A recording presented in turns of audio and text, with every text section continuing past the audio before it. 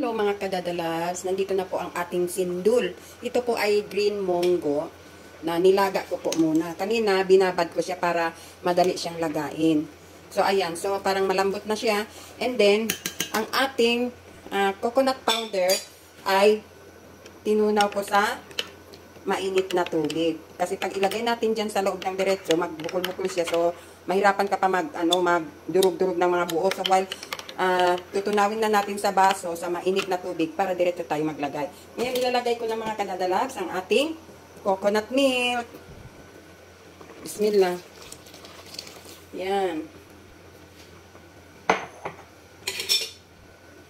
So ayan mga kadadalags. Ay! Ang ating sindul. Dinagdagan ko na pala ng asukal. Nung naglaga ako, nung kumulo na, nilagyan ko na ng asukal. So, ngayon, meron na ito siyang asukal. Tamis na siya. So, ayan. So, gusto ng mga anak ko na lalagyan daw ng, ng mais. So, hindi kami nakabili ng mais na sa lata or fresh mais. Meron ako dito, mais na pang popcorn. So, I tried to boil it. Tingnan natin kung lalambot siya. So, binuhal ko sa ibang kaldero para if ever hindi lalambot, hindi natin mailagay doon. So, we will see, mga kadadalabs, kung lalambot siya, ha? So, parang hindi yata lalambot, mga kadadalabs. Trinay ko, ang tigas pa rin. So, ipatayin ko na lang, hindi ko na ipagpatuloy ang pagpakulo sa kanya, kasi hindi siya lalambot. So, you can see, mga kadadalabs, wala siyang, hindi nagbabago, at matigas pa rin siya. Kasi pang popcorn po ito. So, kaya nilaga ko sa ibang kaldero, hindi ko siya sinabay dito, kasi I'm sure na kung hindi siya lalambot, hindi ko na ihahalo doon. So, mahirap tayo mag-alis ng corn nito doon pag hinalo ko na siya ng diretso. So, ito na mga kadadalas, ang ating sindul. So, ito ay flour.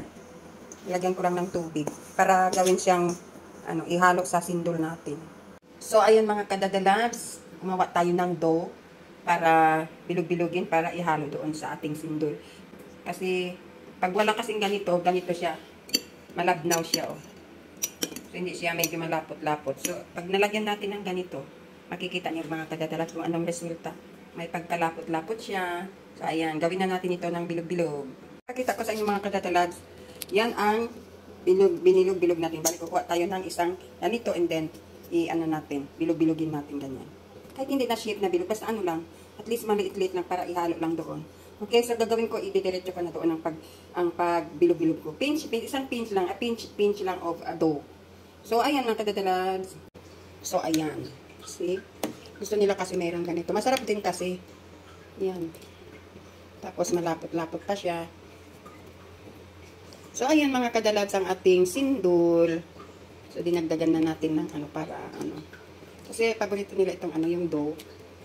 So, masarap kasi siya. Instead na tinapay, ito na. Masarap kasi siya lagyan ng tinapay. Pag ganun lang. Pero, mas masarap siya ganito.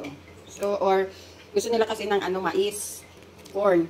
Kaya lang yung corn natin ay matigas pang popcorn. So, ito na lang ang ginawa ko. Naggawa ko ng dough and then, in a pinch of dough, ginawa ko ganito. Yan. So, ayan mga kadadalat, sana ay nagustuhan ninyo ang ating video, ang ating sindul munggo. Yan.